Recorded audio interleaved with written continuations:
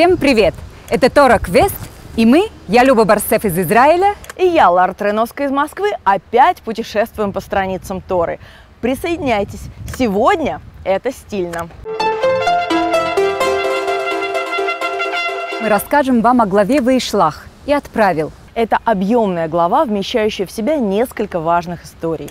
После 20-летнего пребывания в Харане у Лавана Яков возвращается на родину, к своей семье. Он отправляет ангелов, посланников к брату Исаву в надежде на примирение.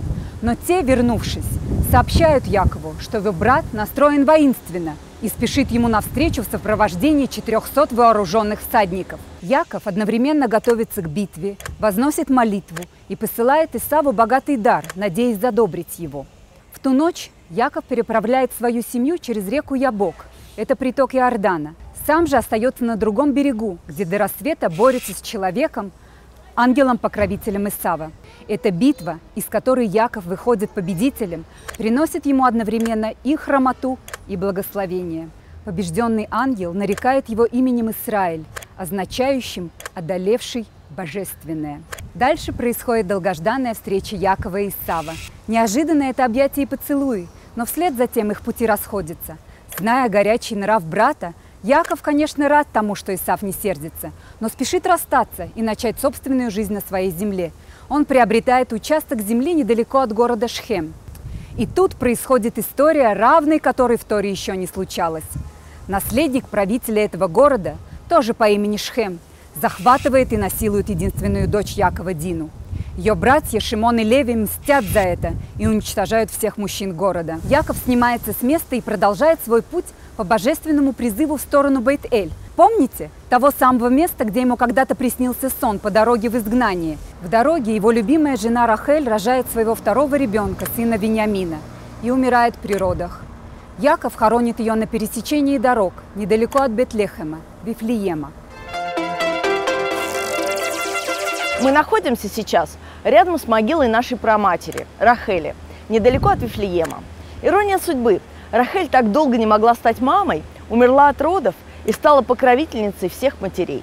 Тысячи женщин совершают паломничество к ее могиле, но особенно те, кто хотят забеременеть. Беременные просят легких родов. Те, у которых уже есть дети, успехов детей в учебе. И все просят главное – здоровья. На протяжении многих веков эта могила является местом паломничества евреев, а также святым местом для христиан и мусульман. Еще совсем недавно, в 80-х годах, здесь был вполне себе пасторальный пейзаж. Почитаемую гробницу никто специально не охранял. В наши дни ее окружают бетонные стены и вышки, защищающие могилу и ее посетителей от нападения арабов. Давайте рассмотрим несколько важных тем этой главы. Итак, Яков возвращается через 20 с лишним лет в родные края и подводит определенные итоги. «С посохом своим перешел я Иордан этот, а теперь у меня 2 стана», – говорит он. И действительно, убегал он в изгнание, имея с собой лишь духовное благословение отца своего Ицхака. Все остальное осталось брату Исаву. Теперь же возвращается он практически отцом маленького народа, патриархом огромной семьи, окруженный женами, детьми, работниками, рабами, скарбом и скотом. Это напомнило мне множество историй о людях, выживших во время Холокоста, прошедшие через ужасы войны, через концлагеря, чудом избежавшие газовых камер. Они приезжали в Израиль одинокие, без семьи и без единой копейки денег. Через 30-40 лет, сами ставшие патриархами, они снимаются в окружении огромной семьи. И такой трогательный момент всегда сравним с чудом. Чудом в реальной жизни. Яков, услышав, что Эсав движется ему навстречу с маленькой армией в 400 человек, собирает и преподносит своему брату многочисленные дары – коров, ослов, верблюдов и баранов. Но Эсав, хоть и польщен таким отношением младшего брата, отказывается, говоря: «Есть у меня много, пусть твое останется у тебя». А Яков отвечает: «Всесильный одарил меня, и есть у меня все». Какова разница в ответах? У одного много, у другого все. Ответ Исава «у меня есть много» показывает, что Исав бесконечно стремится к увеличению своего богатства. У него много, но недостаточно. Ответ Якова «у меня есть все» демонстрирует, что Якову ничего не нужно более того, что у него есть. Он вполне находится в гармонии с тем, что у него имеется. Счастлив тот человек, который чувствует себя так, как будто у него есть все.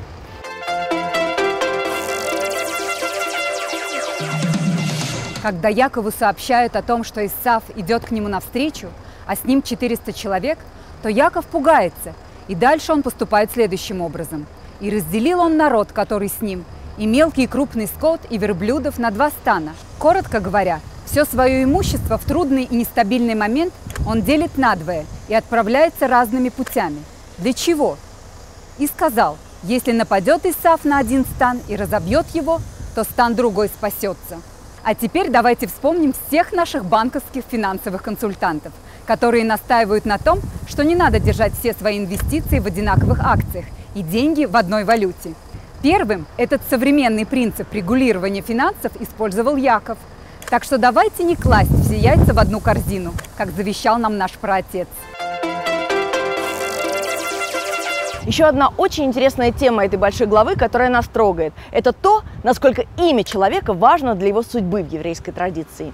Именно здесь наш праотец Яков дважды нарекается Израилем. В первый раз это происходит во время битвы с ангелом, когда ангел говорит: «Не Яков должно быть имя твое впредь, а Исроэль, ибо ты состязался с ангелом и с людьми, и одолел». Во второй раз к нему уже приходит Бог после подъема в Бейт-Эль, благословляет его и говорит: «Имя твое Яков, впредь же не будешь ты зваться Яков, но Израиль будет имя твое». И нарек ему имя Израиль. В еврейской традиции есть обычай выбирать имя в честь родственников, умерших или живых, чтобы имя не уходило из семьи, а также в честь героев Торы. А есть еще такая история про еврейские имена. Когда Александр Македонский подошел к Иерусалиму, первосвященник и старейшины города вышли к нему навстречу с просьбой не разорять город. Александр согласился, а в благодарность евреи назвали всех первенцев, родившихся в этом году, именем Александр. Так это имя стало настоящим еврейским именем. И сейчас считается, что ты можешь изменить свою судьбу, если возьмешь другое имя или добавишь к своему имени еще одно. Когда мы ездили в поездку с JWRP, то участвовали в красивейшей церемонии, которую проводили на Моссаде, где участницам поездки, у которых не было еврейских имен, присвоили новые имена. Как тщательно девочки выбирали себе новое имя. И многие признавались, что это был один из самых волнительных моментов за всю поездку. Вопрос этой недели. Если бы вы могли сами себе выбрать имя, как бы вы назвались? А почему? На сегодня все. До встречи через неделю. Пока! Учите Тору с нами или без нас. Тора никогда не выходит из моды. Пока-пока!